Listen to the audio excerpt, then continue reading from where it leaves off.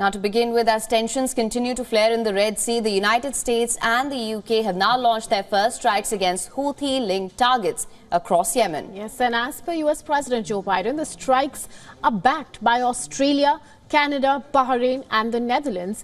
And the retaliation comes just days after the navies of the two countries thwarted the biggest Houthi attack in the Red Sea till date. Now, this is the first attack against the Iran-backed rebels since their aggression against shipping vessels began last year. The strikes have reportedly been carried out by aircraft, ship and submarines. As per reports, the Western militaries are targeting drone and missile launch sites along with radar stations and weapons stockpiles in Yemen's coastal areas. The counteroffensive aims to halt the Houthi missile and drone assault in the vital shipping route. And meanwhile, the Houthis have confirmed the Western raids struck targets in the capital Sana'a along with the cities of Sada and Tamar as well as Hodeidah. Now, the militant group has termed the strike, and I'm quoting here, an American Zionist British aggression. On the other hand, the US President has issued a statement following the strikes, which reads, and I'm quoting here, "Today, at my direction, US military forces, together with the United Kingdom and with support from Australia, Bahrain, Canada and the Netherlands, successfully conducted strikes against a number of targets in Yemen used by Houthi rebels to endanger freedom of navigation in one of the world's most vital waterways." A joint statement from the government of Australia, Bahrain, Canada, Denmark, Germany, Netherlands, New Zealand, Republic of Korea, United Kingdom and the United States has also been released. And the countries say that they will not hesitate to defend lives and protect the free flow of commerce in the critical waterways in the face of continued threat.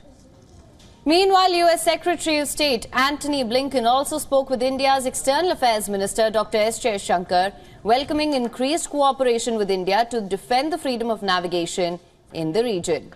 And the Houthis, who control most of Yemen, have been targeting commercial vessels in the Red Sea to show their support for Hamas and following the outbreak of its war with Israel. And these attacks have disrupted international commerce, most importantly on the route between Europe and Asia, which accounts for over 15% of the world's shipping traffic. Now, for more details on this, our correspondent Susan Tehrani has sent us this report. Listen to this. The airstrikes launched by the United States and UK against the Houthis in Yemen on Thursday come just one day after the United Nations Security Council here in New York passed a resolution condemning the Houthis and also calling them to stop their attacks on ships in the Red Sea.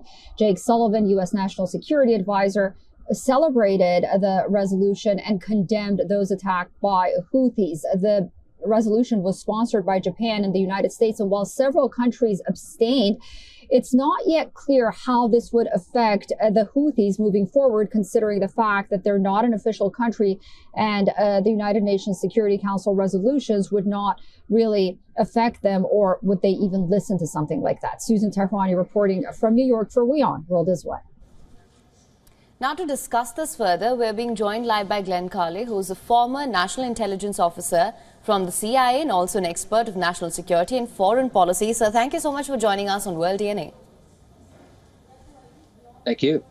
Now, sir, I want to start by asking you, we've seen how tense the situation has been in the Red Sea. Since the beginning of this war, there have been fears of a regional conflagration, and we are seeing that playing out in the Red Sea. Now, in a retaliatory attack against Yemen's Houthis, the United States and UK, they have carried out strikes against them. These are ripple effects, of course, of the war. How do you see the situation unfolding here? Well, I see the situation in the Red Sea as the second most significant and dangerous development of the last year and a half, actually. I'm alarmed. The first one was not what we all immediately would think of in the current circumstances, the October 7 attack by Hamas, but rather Russia's attack of Ukraine.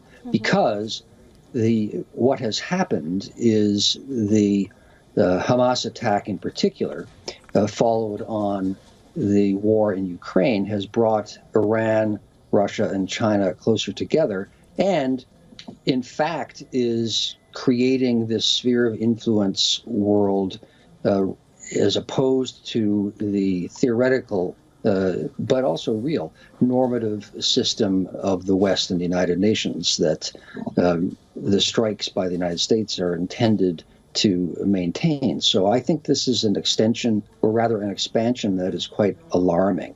How it will play out, I don't know, but it's a dangerous moment.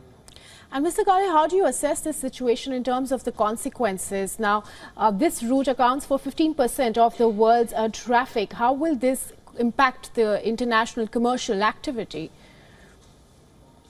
Well, the impact, as you pointed out, and as we've discussed in previous conversations, has already been real. I think the figure that I recall is that insurance rates have increased 40% or some such thing as that. And Lloyd's, one of the two main insurers of large container ships, has, I believe, said that it will, for the time being, no longer insure ships passing through the Red Sea. Many ships have been diverted. Attacks are a threat, even if they have been parried so far. So the consequences already are quite significant.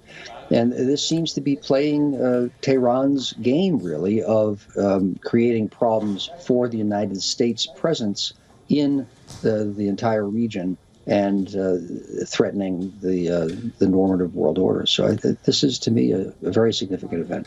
Yes, and Mr. Cary, as the situation on ground in Gaza worsens, now, do you think that the involvement now of UK and the US will have bring any kind of hope when it comes to peace negotiations or the war to a halt? In Gaza, you mean? Yes. Well, I think the only way, so long as Netanyahu and the far right of the Likud party and other far right parties are running Israel, the prospects are very dim.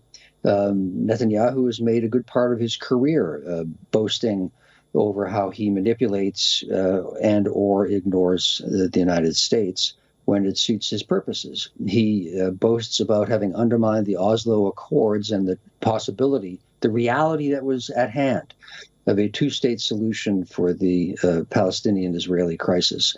So long as he is in power, the policy seems to be a maximalist and just pursuing punishment, really. Unless the United States brings substantial pressure on Israel for the immediate future, the coming weeks, I don't see a happy change in prospect. Well, thanks for joining in, Mr. Cary, on that note, and thanks for your time and all those insights. I really appreciate you joining us. Anytime. My pleasure.